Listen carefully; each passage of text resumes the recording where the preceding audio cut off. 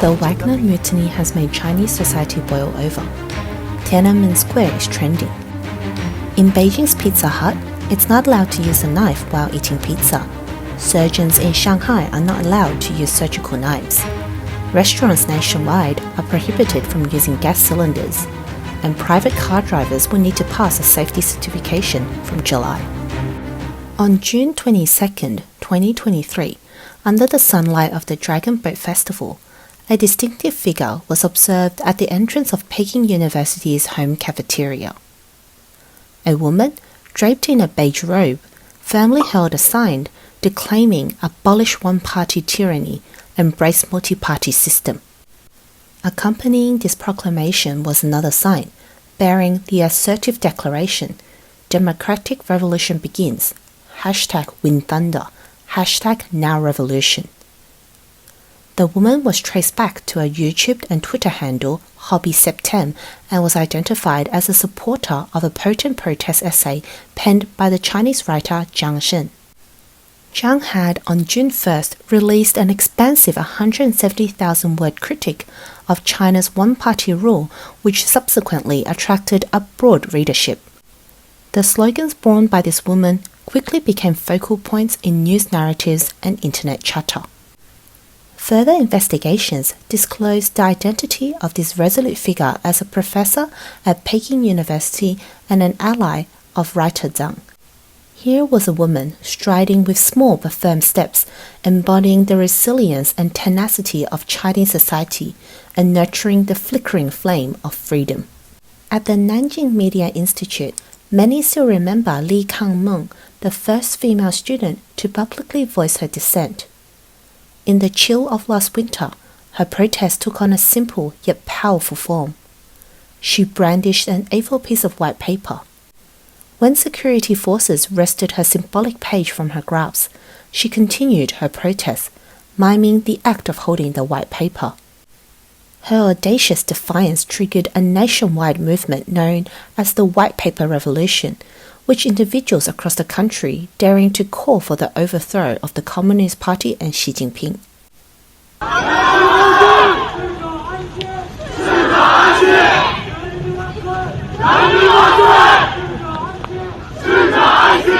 In spite of Li Kangmeng's subsequent incarceration, her name has been immortalized in history, inscribed as a nominee for the Nobel Peace Prize. We turn now to the female professor at Peking University, who boldly challenges the one-party rule, advocates for multi-party politics, and rallies public support for the revolution. Although she is currently detained, her indomitable spirit and courage have become the emblem of independence for a new generation.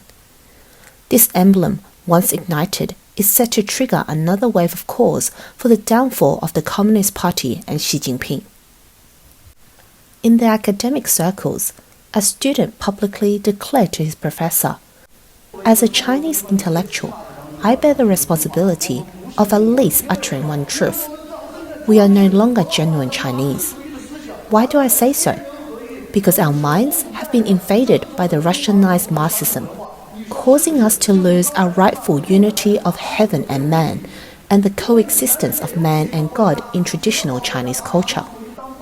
I ask you, how many countries in the world still consider Marxism a treasure?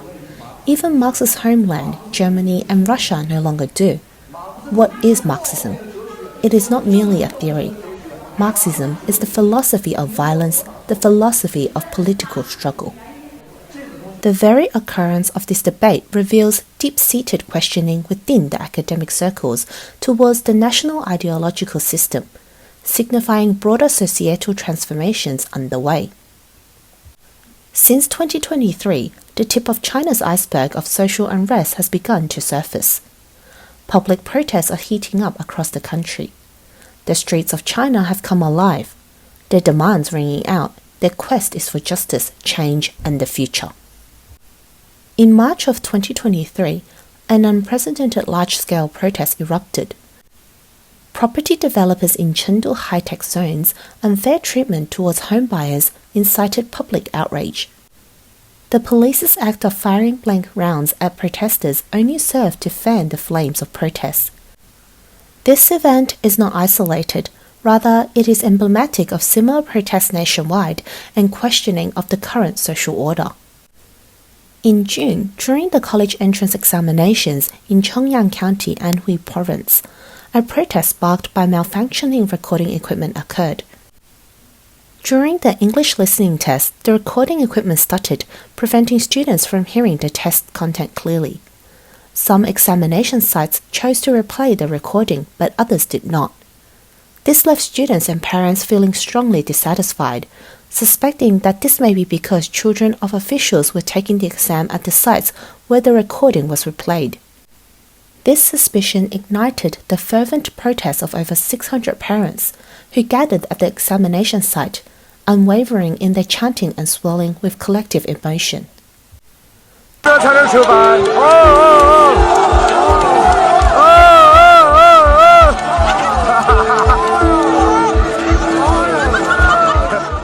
urban management violence incident in June in Neijiang City, Sichuan, aroused widespread public attention and anger. When a small egg vendor was brutally treated by city management, citizens were outraged, obstructing city management vehicles, demanding severe punishment for those responsible. The intensity of the scene sent chills down the authorities' spines. The people's continuous shouts and powerful momentum highlighted their disgust for injustice.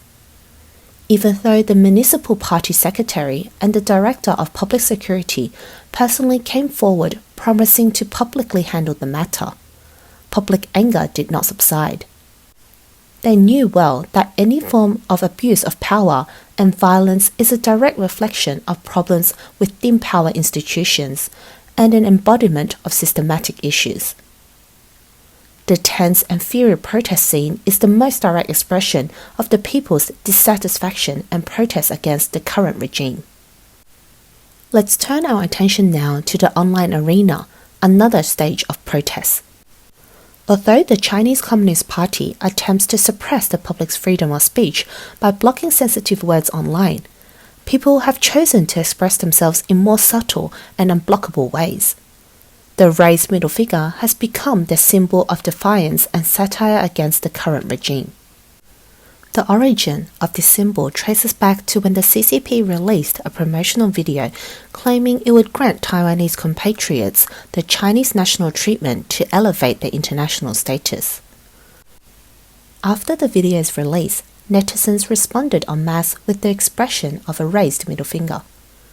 When footage of President Xi Jinping's inspection was released, it too was met with a defiant gesture.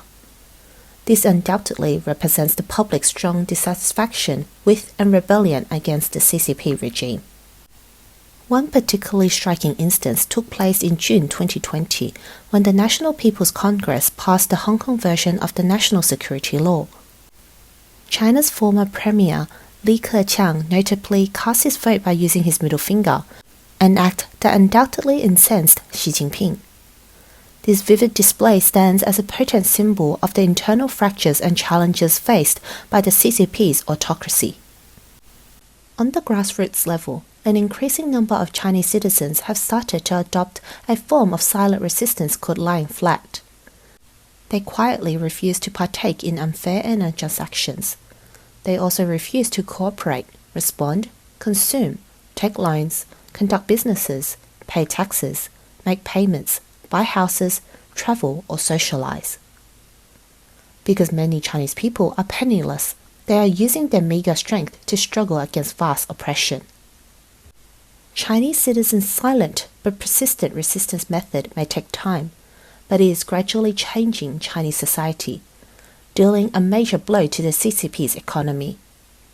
In an echo of their perseverance, the people understand that once the economic foundation collapses, the political system will inevitably follow. As these changes unfold internally, the international sphere is witnessing an equally potent response against the CCP. The world is now watching, and the international community's momentum against the CCP is unstoppable.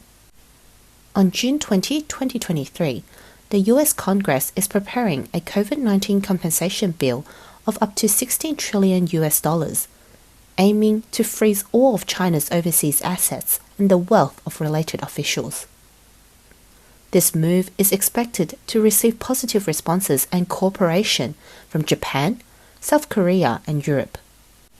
Such expectation is not baseless, and future developments will be even more gripping. Without a doubt, this news has many of them losing sleep. If they repatriate their funds, they might be confiscated by Xi Jinping's regime. And if they keep their funds overseas, they could be frozen and confiscated by democratic governments. They seem to have nowhere to escape in this changing situation, and the wealth accumulated through various channels may eventually come to nothing. In tandem with this state of apprehension within the elites, Chinese society is reacting to international events in a profound way. Putin's encounter with the Wagner rebellion has sparked heated discussion among Chinese netizens. There's a Weibo thread discussing the war in Ukraine, the background of which features an image of the Kremlin's Red Square, but the Chinese are very clever. In their responses, they flooded the thread with front, side, and back images of Tiananmen Square. Their silence speaks volumes here. Though the comments are without a single word, the images of Tiananmen Square carry profound significance. Tiananmen is a symbol of the Chinese Communist regime, and netizens use it to hint that if a Wagner rebellion can happen in Moscow, it could happen in Beijing or even anywhere in China. Simultaneously, in China, social media influencer Hu Xijin characterized Wagner's actions as demanding wages with guns on Weibo, a phrase that has triggered considerable contemplation and discussion. China is a nation where wage demands are ubiquitous, affecting every stratum of society, from construction workers to civil servants, from bank employees to retired soldiers. With such a sweeping phenomenon in sight, netizens are questioning whether Hu Xijin's words are suggesting that demanding wages with guns should be the next step. This surely puts the CCP in an awkward position. If it comes down to demanding wages, the Chinese people can unite to form a vast wage-demanding army. Rumor has it that Xi Jinping called an emergency meeting on the night of the mutiny, producing a list of 200 military generals who could potentially overturn the current status quo. Jiang Youxia, an ally of former Chinese leader Hu Jintao, topped the list. Xi Jinping had spent a fortune to win him over, but whether Jiang can be reined in remains an uncertainty. This has also turned people's attention to other high-ranking military officials, including Lieutenant General Shang Hong, Commander of the Aerospace System Department and Deputy Commander of the CCP Strategic Support Force, and Zhang Zhenzhong and Liu Guangbing, Deputy Commanders of the PLA Rocket Force. The gravity of these questions is intense. Will the Rocket Force rebel? Do they recall the Tiananmen Square massacre in 1989, an event that had far-reaching effects in the Soviet Union and eventually triggering its disintegration? Could the mutiny in Russia give Xi Jinping's opponents new inspiration and imagination? In this turbulent time, people are reviewing history and seeking potential signs. According to the prophecy in the Nanjing Jingling Tower Still, written by Liu Bowen of the Ming Dynasty, the CCP's lifespan will end in 2026 and internal turmoil will start in 2022.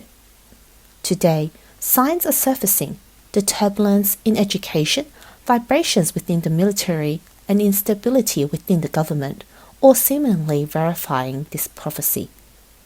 For this ancient nation, the actualization of democracy and freedom may not be far in the future. While the public gaze is firmly set on the horizon, brimming with anticipation for the future, the Chinese Communist Party reacts with visible trepidation. They have unfurled a slew of regulations bordering on the absurd, imposing constraints on the minutiae of daily life. Diners, for instance, must resort to using a fork while enjoying steak or pizza at a restaurant, as public security departments have classified kitchen knives as lethal weapons. Utensils in kitchens, surgical knives in hospitals, all must be locked on a chain. Nationwide, restaurants are forbidden to use gas canisters. Even more astoundingly, from July onwards, motorists will be required to carry a safety license to prevent potential vehicular assaults. These measures are but kindling to the already simmering public discontent, fueling an even fiercer resolve for change. We are approaching our goal. The goal of democratic revolution is becoming clearer. That is the democracy, freedom, and dignity that the Chinese people deserve, commented a netizen. Each Chinese individual is mentally prepared for the demise of the CCP, eagerly anticipating the dawn of a new China, a new era.